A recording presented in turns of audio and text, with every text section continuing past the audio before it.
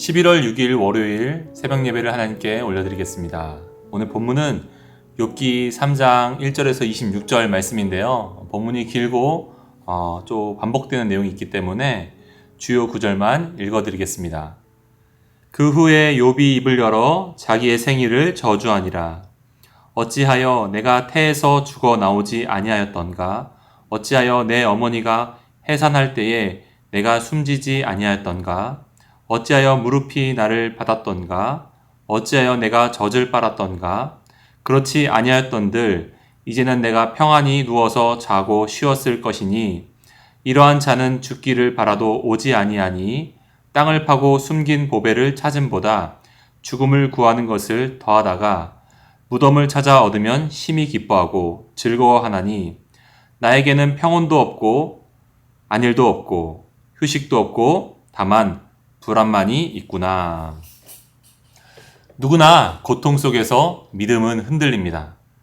우리는 고통을 만나 낙심하고 믿음이 아무런 힘을 발휘하지 못할 것 같을 때 종종 이렇게 말하죠. 제가 믿음이 적어서 그래요. 믿음이 부족해서 그래요. 그런데 욥기 3장은 믿음이 좋은 사람도 고통이 길어지면 그 믿음이 흔들린다는 것을 우리에게 보여줍니다. 욥기 1, 2장에서 살펴본 것처럼 욥은 정말 의인 같은 모습을 보여주었죠. 우리는 한 번만 만나도 어려운 인생의 고비를 그는 연달아 겪으면서도 하나님을 원망하지 않았습니다. 그는 말실수를 하지 않았습니다. 그런데 오늘 본문의 시작은 그와 다른 면모를 보입니다. 1절 그 후에 욥이 입을 열어 자기의 생일 저주하니라. 그는 이어지는 구절들에서 자기가 태어나지 말았어야 됐다고 자기의 인생을 저주합니다. 너무 갑작스러운 변화여서 다소 당황스러울 정도이죠. 본문의 앞절인 2장 13절은 욥의 새 친구가 와서 도대체 알아들을 수 없을 정도로 외모까지 병들어 망가져 있는 그를 곁에 두고 7일간 그저 지켜볼 수밖에 없었음을 말하고 있습니다. 욥기 2장 13절 밤낮 7일 동안 그와 함께 앉았으나 밤낮 7일 동안 욥의 고통이 심함을 보므로 그에게 한마디도 말하는 자가 없었더라. 여러분 밤낮 7일 동안이란 말을 주목해 보시기 바랍니다. 잠도 못 잘 정도로 괴로운 몸을 이끌고 7일이 지나니까 욥은 더 이상 버티지 못하는 것입니다.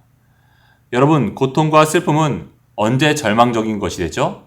끝이 보이지 않을 때 계속해서 지속적인 것처럼 보일 때 그렇게 느껴지죠.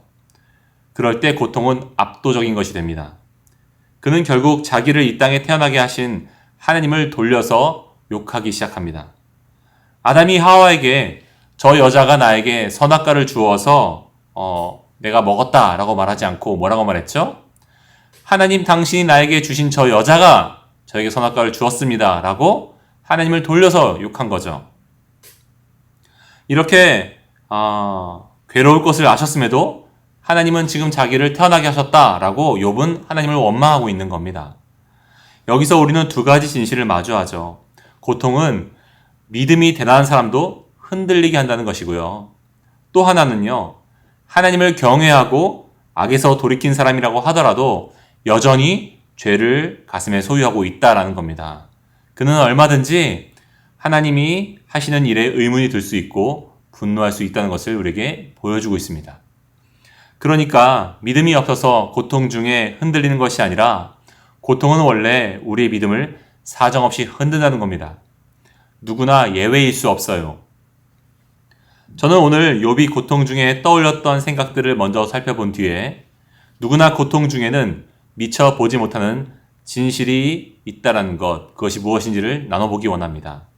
이 내용이 오늘 고통 중에 계신 분들을 위로하고 앞으로 혹시 고통이 있을 분들에게 대비가 되는 시간이었기를 축원합니다. 본문에서 욥의 주장은 세 가지입니다.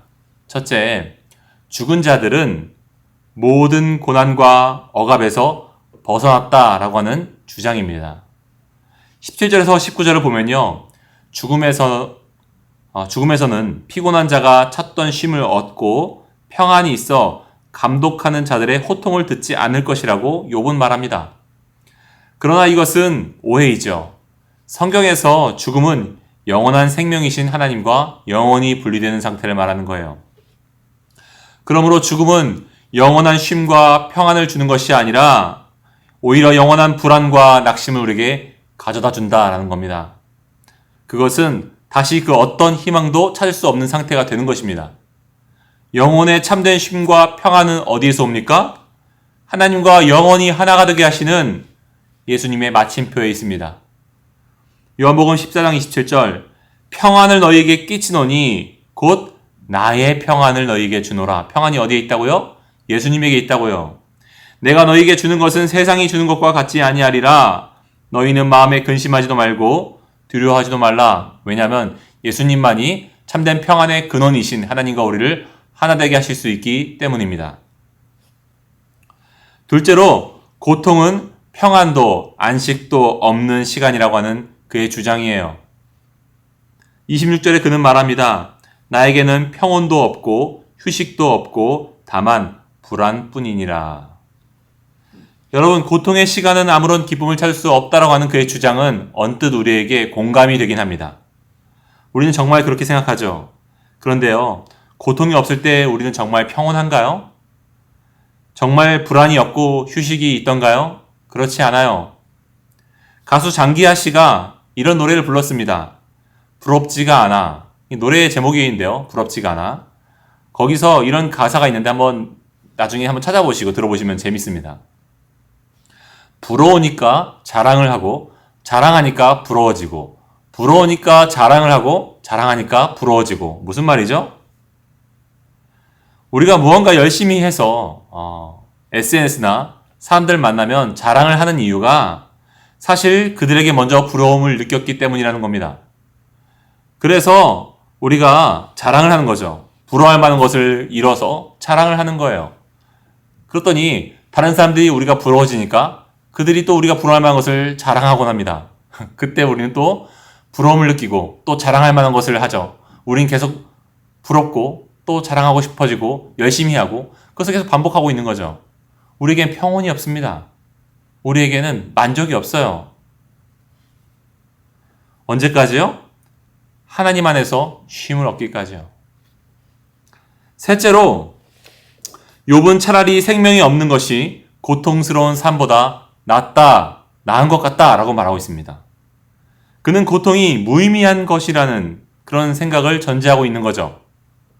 여러분, 우리도 그렇게 고통 중에 생각하지 않습니까? 그런데요, 고통이 유의미하다면요.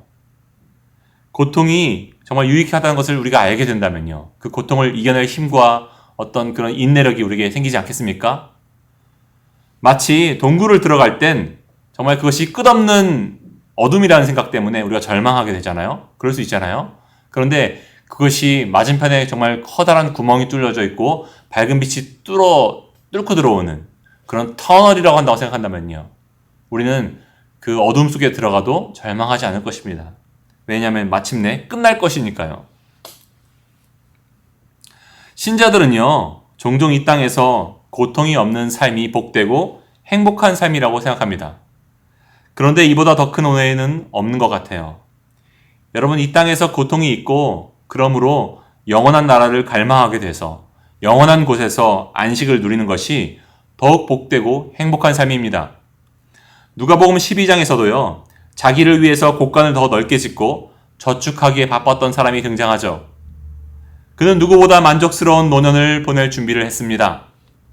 남들이 부러워할 만한 삶을 준비했죠. 그런데 하루아침에 요절해버리는 거예요. 그는 영원한 나라를 맞이할 아무런 준비를 하지 않았다는 것을 뒤늦게 깨달았을 것입니다.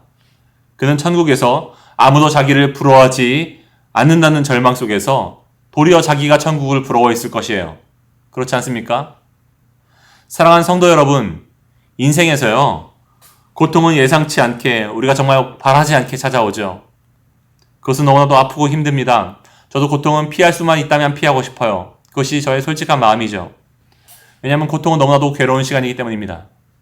그런데요, 생각해보면요, 고통이 없었더라면, 지난 날들에 그 고통이 없었다고 한다면 우리는 하나님 앞에 나아갔었을까요?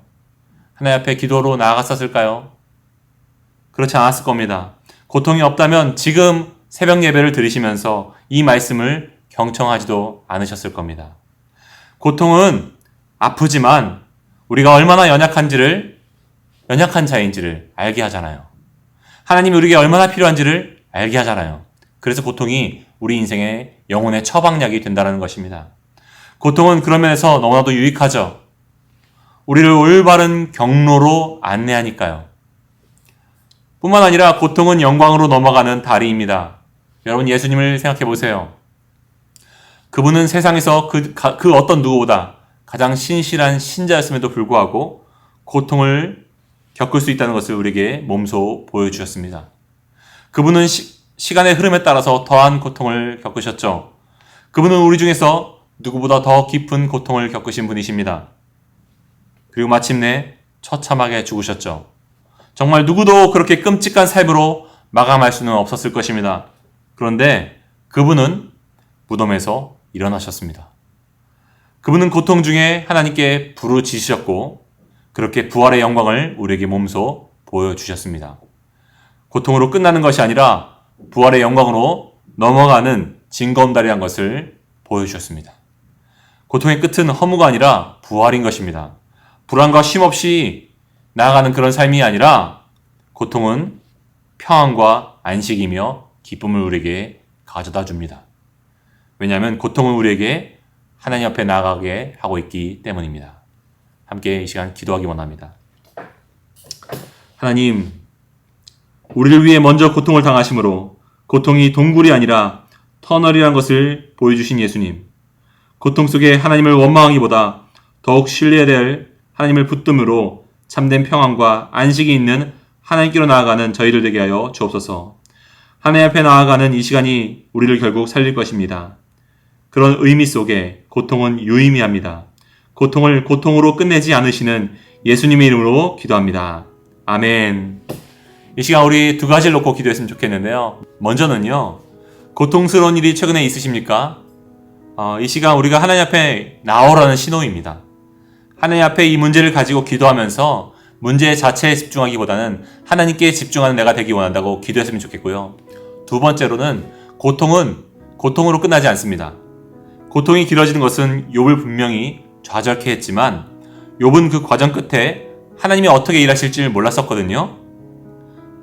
나를 사랑하셔서 자기의 생명을 아끼지 아니하신 분을 신뢰하면서 지금 내가 바라는 최선은 보지 못하고 있는 것이 사실이지만 하나님이 선하신 길로 인도하심을 신뢰하겠노라고 우리 함께 기도하며 나가지 않겠습니까? 기도하겠습니다.